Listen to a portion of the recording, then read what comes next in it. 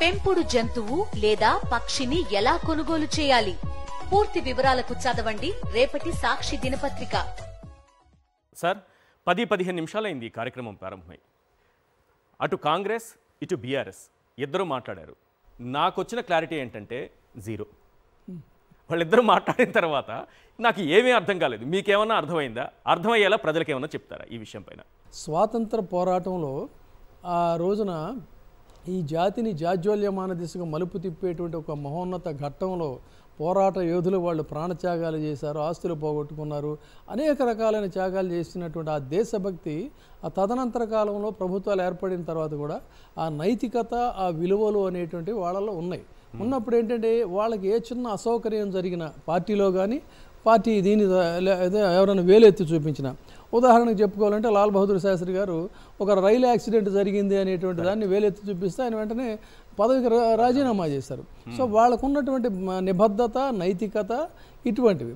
అటువంటి రాజకీయాలు క్రమంగా ఏంటంటే పచ్చి అవకాశవాద రాజకీయాలుగా మారిపోవడం, రాజకీయం అనేటువంటిది ప్రజాసేవ కోసం కాకుండా స్వార్థం ప్రాతిపదికగా సాగేటువంటి పరిస్థితుల్లో ఇది ఒక అరాచక శక్తులన్నీ ఇదైన తర్వాత స్వార్థ రాజకీయాలు వచ్చి ఈ గ్రహణం పట్టిన తర్వాత మనకి శరవేగంగా రాజకీయాలు ఎలా మారాయో చూసిన తర్వాత ఏమైందంటే జనతా ప్రభుత్వం అనేటువంటిది జయప్రకాష్ నారాయణ గారి హయాంలో మొదలైంది.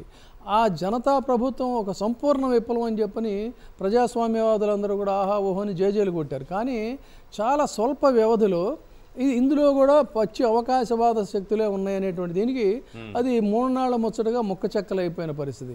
ఎప్పుడైతే జనతా పార్టీ మొక్క చెక్కలైపోయి ఇటు నుంచి అటు ఆయారాం గయారం లాంటివి కూడా, ఈ ఆయారాం గయారం అనే పదం కూడా ఏంటంటే ఒకే వ్యక్తి వన్ డేలో 3 పార్టీలు మారాడు. దాంతో ఈ ఆయారాం గయారం అనేటువంటి నానుడు వచ్చింది. ఆ విధంగా వీళ్ళు ఇటు నుంచి అటు అటు నుంచి ఇటు దూకటం, తర్వాత నేషనల్ గ్రాండ్ అలయన్స్ అని చెప్పని, లేకపోతే జనతాదళ్ అని, ఈ అదని ఇదని ఇలా ఎప్పుడైతే తయారైందో ఖచ్చితంగా ఒక పార్టీ ఫిరాయింపుల నిరోధక చట్టం తేవాలనేటువంటి ఒక చర్చ అప్పుడు ప్రారంభమైంది. ఒక దశలో చెప్పాలంటే దాదాపుగా 40% మంది జంప్ చేసినటువంటి ఇవి కూడా ఉన్నాయి మనకి డేటా తీసుకుంటే. ఆ పరిస్థితుల్లో మళ్ళీ ఏం చేశారంటే 2003లో 91వ రాజ్యాంగ సవరణ చట్టం చేశారు. ఈ 91వ రాజ్యాంగ సవరణ చట్టం ప్రకారంగా 2/3 మెజారిటీ అనేటువంటిది ఉండాలి. 2/3 మెజారిటీ అనేది కొద్దిగా టఫెస్ట్ టాస్క్ కాబట్టి ఆ విధంగా చేశారు. కానీ ఇన్ని సవరణలు చేసినా కూడా ప్రతి చట్టంలో ఏ విధంగా అయితే లొసుగులు అయితే ఉన్నాయో ఆ విధంగా ఎప్పటికీ కూడా ఆ చట్టాల్లో లొసుగులు ఉన్నాయి. ఒక వ్యక్తి ఇండివిజువల్గా వెళ్ళిపోతున్నారు కదా. ఇప్పుడు ఈ నియోజకవర్గంలో ప్రజలు పార్టీ సిద్ధాంతాన్ని నమ్మి ఆ ఎమ్మెల్యేని గెలిపించుకున్నారు, ఆ ఎంపీని గెలిపించుకున్నారు. అదే చెప్తున్నాను. అతను వ్యక్తిగతంగా అతను వెళ్ళిపోతున్నాడు కదా, ఈ తీర్పుకి భిన్నంగా అతను ప్రవర్తిస్తున్నారు కదా, దీన్ని ఏం చేయాలి? ఎస్, ఆ పాయింట్కి వస్తున్నాను. పార్టీలో ఇందులో ఉండేటువంటి లొసుగులను బట్టి, అంటే నువ్వు సస్పెండ్ చేస్తే, పార్టీ సస్పెండ్ చేస్తే అతను ఇండిపెండెంట్గా సస్టైన్ అయ్యి ఏ పార్టీలోకైనా వెళ్ళొచ్చు. సో వాడేంటి, ఆ పార్టీ వాడు సస్పెండ్ చేయడు, వీడేమో నోటికొచ్చినట్టు మాట్లాడుతూ ఉంటాడు. ఇదే సమయంలో కొన్ని సుప్రీంకోర్టు, భారత అత్యున్నత న్యాయస్థానం కొన్ని జడ్జిమెంట్స్ ఇచ్చింది. ఈ జడ్జిమెంట్స్లో సుప్రీంకోర్టు అభిప్రాయపడినటువంటి అంశం ఏంటి అన్నట్లయితే, సుప్రీంకోర్టు అభిప్రాయపడినటువంటి ఇదేంటంటే ఏ వ్యక్తి అయినా సరే పార్టీ ఏదైతే ఉందో ఆ పార్టీని బహిరంగంగా విమర్శిస్తూ తర్వాత విపక్ష పార్టీకి మద్దతు పలుకుతూ వ్యవహరించినట్లయితే ఇది ఆటోమేటిక్గా పార్టీ ఫిరాయింపు కింద మనం పరిగణించవచ్చు అని చెప్పని వచ్చింది.